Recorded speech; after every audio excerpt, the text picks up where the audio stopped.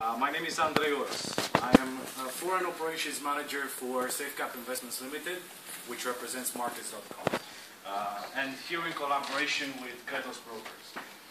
My company is one of the largest online brokers in the world.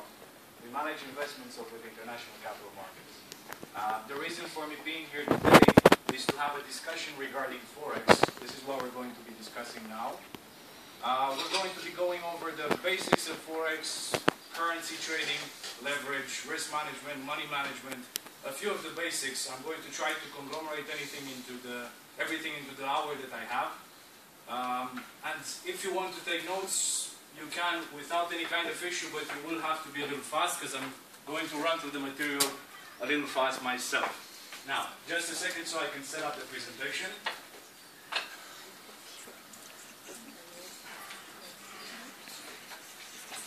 Okay, now, I'm sorry for the material. The text is not that big. The people that are in the back might not have a good view of what it says, but I will read you the highlights so that you're not missing any important things. Now, let's start with the very beginning in the sense of what Forex is, what it means. Now, Forex, or FX, stands for foreign exchange. It is the foreign exchange market, a 24-hour-a-day global marketplace where currencies are bought and sold. Okay, this is the basic definition of what Forex is. It's a market for currencies, and this is exclusively what is traded here. Now, I'm sure that some of you have already heard a few things about Forex because it's becoming quite popular. It's up to date the largest market via equity, and I will give you some numbers on that.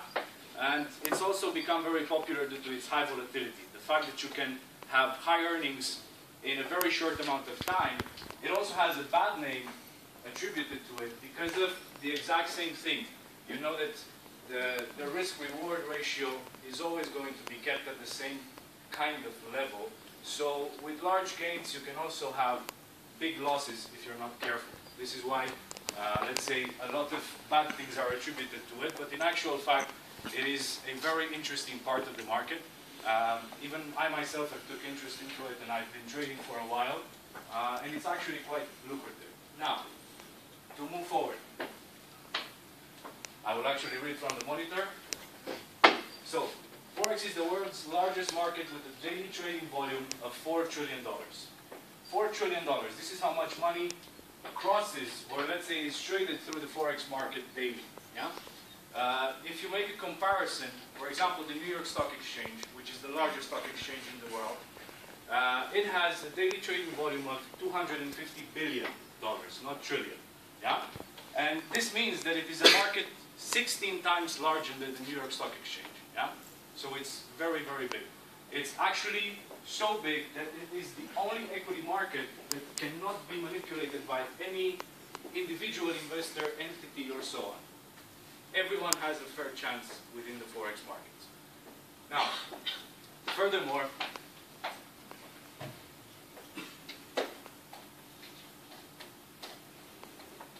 regarding Forex, there are a lot of possibilities. There are a lot of currencies that can be traded. Basically, you can make any combination between two currencies. You can take, for example, the majors like the euro dollar. You can actually even trade the local currency, the kuna, and you can make any combination. The idea in Forex is very simple. Currencies are never traded by themselves. They're always traded in pairs. Yeah? And that pair is going to create a special relationship between the two currencies.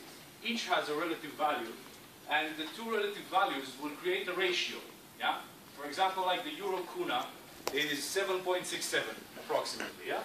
That means that for 1 euro you get 7.6 kuna. That's the ratio. And this is what you speculate in Forex. Depending on the movement, depending on the influences that come from the market, you speculate the ups and downs of that specific ratio. Okay. Now, we're discussing on how to trade currencies. I'm going to read you a short passage just so that you have a very simple idea on how it works.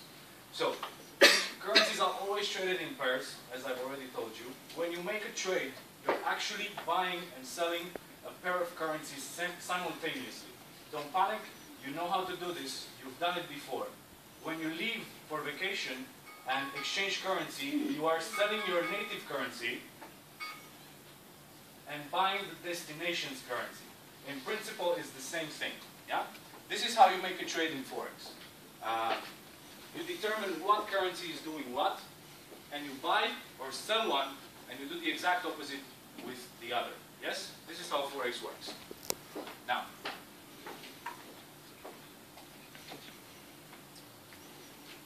let's take an example, a very simple one. Let's see how it's done. Using the currency pair GBP-USD, which is the British pound versus the US dollar, the currency on the left, in our case the British pound, is called the base currency. The currency on the right, in our case the US dollar, is called the secondary currency. Okay? And this is what you base your trades on every time you do it.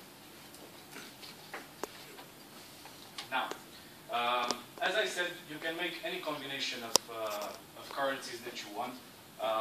In the platform that we have around 500 different combinations. So you can imagine there's a lot of diversity. And this is exactly what people are trading in Forex. Okay, now, before we get into the, let's say, more in-depth part of what Forex is and how it works, there are a few features that I need to explain to you so that you fully understand the mechanisms within Forex. Yeah? So, first of all, you need to understand the options that you have when you're trading Forex. Now, option one is called the bid, or to sell the base currency. Yeah, remember I told you about the base and the secondary currency. So the bid is a selling operation. I will read it to you exactly as it is from the material because it's actually very simple.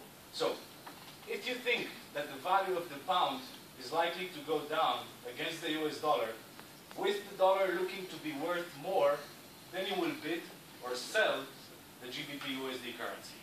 Yeah? So, when you bid the GBP-USD, you are selling the base currency, which is the British pound, and at the same time, you are buying your secondary currency, which is the US dollar. Okay? The exact opposite situation is when you have an ask operation, yeah? Which means to buy the base currency. It's the exact opposite. This means that, on the other hand, if you think that the value of the British pound is likely to go up in relation to the US dollar, then you will ask or buy the currency, yes? The GBP-USD currency. When you ask GBP-USD, you are buying the base currency, British pound, and at the same time, you're selling your secondary currency, the US dollar. Now, these are the two options that you have when you're trading Forex. And this is basically how you open a position. Once you close the position, you're going to do the same operation backwards. That basically means that you're getting out of the market. And the difference between the rates once you open and close the position will amount to your profit or the loss that you are sustaining.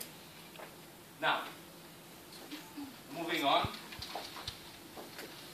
Regarding currency pairs, there is a standard measure in Forex on how we measure gains. Yes? Forex is, let's say, unlike the stock market, where you count out gains in percentages. Yes, the stock went up 5%, 10%, or whatever.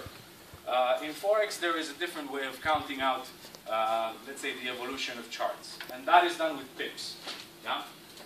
Also known as percentage in points. I don't know if you're familiar with the term. You probably are. But it's actually quite simple. It works in a very simple way. The pip is usually the fourth decimal after the point. Now, I'll read it to you from the material, so it's an easy explanation. So, pips are the way to monitor our wins and losses on the market. Let's imagine that currently the currency pair GBP-USD is quoted at 1.5850. This means that our base currency, the British pound, is valued at approximately 1.58 US dollars. That's how much you would pay for that. So, now let's say the currency moves up from 1.5850 to 1.5851. 1/10,000. Yes? This is a rise in the value of the British pound to the dollar by 1 pip. And you can see it over there. 1.5850 to 1.5851 means 1 pip.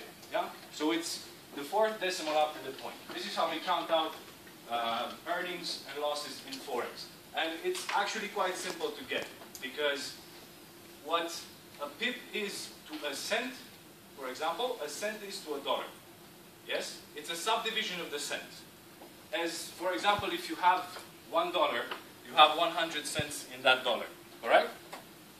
If you have 1 cent, you have 100 pips in that cent. Yeah? So it's a subdivision of the cent. And it means 1/10,000th of your monetary unit. In this case, we're talking about dollars, but it can be anything.